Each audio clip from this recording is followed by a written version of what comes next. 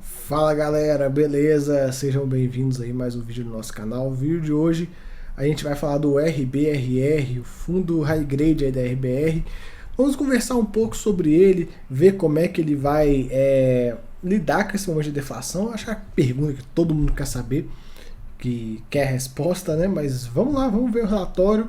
E nesse início, né, de vídeo, já entrando um pouco no que tange o relatório, é engraçado, né? Nesse momento de deflação, a gente está vendo não seria dois, mas talvez uns três, quatro tipos de gestão, né? Até deixa nos comentários o que vocês estão vendo a mesma coisa. Tem gestoras que estão simplesmente falando, ó, vamos de deflação e tudo, estamos trabalhando assim assado para mitigar os efeitos dentro do fundo. E já tem gestoras que começam, é até engraçado, começam a criticar o momento da deflação. Eu acho curioso isso, né? Tipo, como se tivesse assim, que bosta, né? Deflação, tal, vai ferrar meu fundo, em vez de chegar e falar de fato o que estão fazendo, né? O que o fundo fez para buscar uma proteção para o seu cotista, né? Enfim, são visões aí. Basicamente agora você vê quem estava nadando pelado e quem estava nadando com roupa, né? O fundo distribuiu R$ 1 por cota, foi o menor dividendo aí nos últimos meses, ele reduziu a distribuição para fazer uma reserva. Reserva essa que é de 55 centavinhos e ele ainda tem um resultado acruado, né, pela inflação de R$ 1,06 por cota. Não é os maiores resultados, né, mas ele tem aí um colchão para passar por esse momento. Vamos acompanhando para ver como é que vai ser a evolução desse valor nos próximos meses. O PL do fundo hoje está composto a 65% de operações indexadas à inflação, vai sofrer bastante. 31% das operações de CRI e outros ativos indexados ao CDI. Então ele está numa divisão aí dessa forma que a gente consegue ver. Ele traz agora um ponto, né, uma comparação desde 2018 de relações de fundos CDI com fundos de inflação, CDI no período, inflação no período e como foi o RBRR. Né? Então a gente consegue ver aqui ele trazendo a RBRR, a linha azul clarinha, a gente vê sempre acima dos índices, né? Evidentemente, a performance, né? A gente consegue ver aqui. Mas eu trago um ponto, né? Que durante grande parte do ano de 21, né? A gente teve aí uma inflação, e esse até antes do início de fato da deflação, a gente teve um fundo. A gente teve a inflação muito forte, então isso ajudou muito o resultado de fundos indexados ao IPCA. No momento que o Banco Central começou a aumentar a Selic, a gente vê que os fundos CDI começam a ter um desempenho melhor, né? Isso aí é um ponto. E aí, ele traz um ponto, né? Nos últimos meses, vimos uma discussão e uma aversão aos fundos que têm uma parcela relevante de IPCA por conta da deflação. Entendemos que essas deflações impactam pontualmente o resultado dos ativos do mês e que as principais estratégias para minimizar a queda de rendimentos estão: 1. Resultados acumulados, 2. Juros acumulados da carteira e 3. Parcela de ativos que possuem proteção contra a deflação e 4. Diversificação de indexadores. Tem uma nota que ele coloca aqui pra gente que é o seguinte, deixa eu achar ela aqui para vocês. Enfim, acho que tá mais para baixo, onde ele fala sobre a deflação, ele comenta a deflação de 2 meses, né? Ele não considera, ele bota setembro como uma possível deflação, mas setembro já estava sabido que era deflação, esse relatório saiu no dia 27, né? Então, enfim. Que o dividendo distribuído, a gente consegue ver nos últimos 12 meses vem pagando um yield bem interessante. Lembrando que esse é um fundo high grade, então não vai passar muito de 1% e tal. Aqui os dados gerais, um fundo de 1,3 bi, patrimonial em 96,37 e tem uma taxa de performance sem vergonha, né? Já comentei com vocês que essa taxa de performance aqui já passou da hora de ser revista, né? É aquela coisa, se o fundo não vai performar muito bem nesse momento e tal, já aproveita e já tira esse negócio para o fundo deslanchar, né? Ele faz alguns pontos sobre o CMS, sobre a questão do CMS nos combustíveis, comenta que o Brasil está próximo do fim do ciclo de aperto monetário, isso ali que bate praticamente no teto, né? E dados econômicos de produção, consumo e trabalho positivos. O fundo distribuiu R$ 1 por cota aí, a gente consegue ver. Ele fez uma reservinha de mais ou menos uns pouco mais de 10 centavos por cota aí, né? É uma reserva bem interessante, um movimento bem acertado de se fazer essa reserva de fato para poder passar por esse momento, né? A gente vê que esse fundo pagava aí 1,10, aí subiu para 1,20, 1,27, aí começou a queda, né, por causa da deflação, e agora deve ficar nesse patamar bem mais próximo a R$1, né, do que esse patamar que a gente estava vendo ali. Reserva, como a gente comentou, de 55 centavos, olha lá, o resultado dele 1,9, então botou 9 centavinhos no bolso aí praticamente. Vamos descendo. Aqui a estratégia dele, a gente já conversou sobre isso, a gente já conhece a estratégia. Core, tático, liquidez, são essas três estratégias que os fundos da RBR usam. Não tem muito o que falar, a gente, como eu falei, já conhecemos bastante. O core é a espinha dorsal dele, são as boas operações e tal. O tático é o que ele fica girando, liquidez é liquidez. Aqui um pouco da indexação e o spread, a gente vê. O spread em CDI, na minha visão, não está muito legal, não. Acho que tá baixo, né? Acho que poderiam ter alocado em operações um pouco melhores. E no CDI também, né? Lembrando que é um fundo com a pegada mais high grade, enfim. Aqui um pouco da alocação histórica, né? Entre CDI, GPM, IPCA e pré-fixado. Ele veio se posicionando muito forte em IPCA e aí veio a deflação. Acho que eles, não sei se que a gestão pensava a respeito disso, né? Se eles estavam céticos da deflação, mas vão ser 3 meses, né?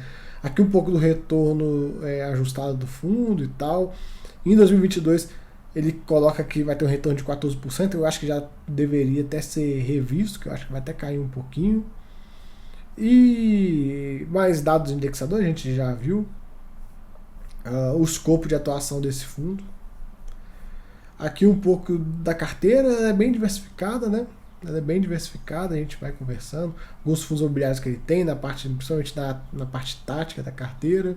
Liquidez é boa. E aqui os ativos. Galera, comentar um pouco sobre isso. Enquanto isso eu vou abrir um relatório do RBRY, até bom, não comentei no início do vídeo, mas vamos fazer dos dois aqui. Não estava nem muito no script, mas como o vídeo ficou relativamente curto, a gente pega o RBRY, que os dois são bem parecidos, e a gente vai trocando ideia do RBRY, fazendo quase que um ao vivo, né? Vendo o relatório e eu mostrando o que eu vou olhando, o que eu vou marcando. Enfim, nota do gestor dele aí. Movimentação do portfólio. Prêmio de um pré-pagamento desse CRI aqui. Né? Eles receberam 9 centavos por cota, interessante isso. Venderam a posição, montante de 7,8 milhões, destravaram aí 9 centavos de inflação acruada e vendeu mais um outro que da Multitrans e conseguiu mais 5 centavos. Então a gente vê aqui 9 mais 9, 18 mais 5, 23 centavos que ele destravou só nesse primeiro parágrafo, né? Eles estão com aquela estratégia de CRI no secundário ativa, distribuíram em 20, foi bem vultosa a distribuição nesse mês, né? Eles têm uma reserva de 1,16 e o resultado acumulado pela inflação de 9 centavos. Esse aqui é um ponto de extrema atenção para vocês. Por quê? Quando o fundo destrava toda a inflação, o que vai acontecer quando ele distribui essa inflação? Para onde o rendimento vai? Lá para baixo, porque não tem nada acruado, não tem gordura. Então, achei um movimento até meio... Não sei se seria precipitado, é muito cedo para falar precipitado, mas eu vejo, pelo menos na minha visão, minha opinião pessoal, quando eu vejo fundos que destravaram toda a inflação que tinham acruado, eu vejo como uma baita de um passo em falso. Eu não gosto. Quando eu vejo um fundo que faz um movimento como esse, que destravou toda a inflação, eu já falo, vai ser o último semestre desse fundo, porque no próximo o rendimento já vai vir bem mais, num patamar bem mais abaixo, né? Enfim, é visão de gestão, né? Ele faz mais uns comentários aqui. Aqui no cantinho a gente vê a taxa dele já está bem melhor do que a do outro. Lembrando que esse fundo hoje ele chama crédito estruturado, mas ele era o high yield da RBR há um tempo atrás, né? Então, evidentemente, ele vai ter taxas um pouco melhores do que o outro. Também tem uma taxa de performance aqui, mesma coisa, sem vergonha. DRE do mês, ele ainda botou dinheiro no bolso, mesmo distribuindo 1,20, botou dinheiro no bolso. A gente pode ver aqui, ó, gerou 1,31 e pagou 1,20. minha visão, poder ter entregue um rendimento ainda menor para botar mais dinheiro para dentro para passar por esse momento, né? Mas, enfim, eu sinto que a RBR tá meio cética no que tange a deflação. Eu acho que eles foram aí das casas que não imaginavam que iria ter 3 meses de deflação, talvez até um quarto mês em outubro. Outubro é mais difícil, galera, mas nunca se sabe. Do jeito que o petróleo tá caindo, começa a querer abrir uma margem. E dependendo do que está acontecendo na eleição e para onde for o dólar, aí pode abrir uma margem interessante. A questão do tripé das estratégias é a mesma, só lembrando que esse aqui ele mexe com o rate mínimo BBB. Aqui um pouco da alocação dele. Eles têm aí posições táticas e tem uma liquidez bem interessante, até porque ele passou por emissão. Bem provável que a estratégia core comece a crescer aí nos próximos meses. Ele já é um fundo um pouco mais bem preparado no que tange CDI, principalmente de deflação, porém, como ele destravou toda a inflação acruada, no semestre que vem ele vai pegar, né? Enfim, pelo menos ele tem uma parcela considerável em CDI. E vamos ver o que ele vai fazer com essa alocação desse caixa aqui. Se ele colocar o caixa inteiro em CDI, ele consegue ficar com mais de 50% de CDI e aí já consegue se segurar um pouco melhor, né? A carteira dele é para render aí nesse ano 16%, bem otimista essa previsão. Certamente não considerava deflação, né? Aqui um pouco taxas médias e tal, a gente já conversou disso. O escopo de atuação, já comentei com vocês, né? Esses dois fundos, eles são muito parecidos. Para mim não tinha que ter os dois, tinha que ter um só, tinha que ser um só, não tinha necessidade de ser dois fundos. Eu já comentei e eu mantenho esse posicionamento meu que tinha que ser incorporado, esse cara ser incorporado no RBRR e fazer um grande fundão de CRI, um fundo com PL muito baixo, de quase 2 bi e tal, enfim, iria fazer muito bem pro cotista, né? Aqui alguns fundos imobiliários que ele tem, né? Ele faz giro com esses fundos.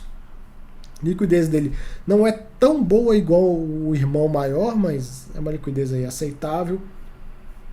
E é isso, aqui é a carteira de ativo, tem muito que ficar comentando, é bem parecida com a do outro fundo também. Enfim, fica aí esse vídeo. Resolvi fazer os dois, galera, que aí fica um vídeo mais completo e tal, e a gente já mata 2 coelhos aí de uma vez, né? Melhor. Galera, fica o vídeo, até a próxima, fui!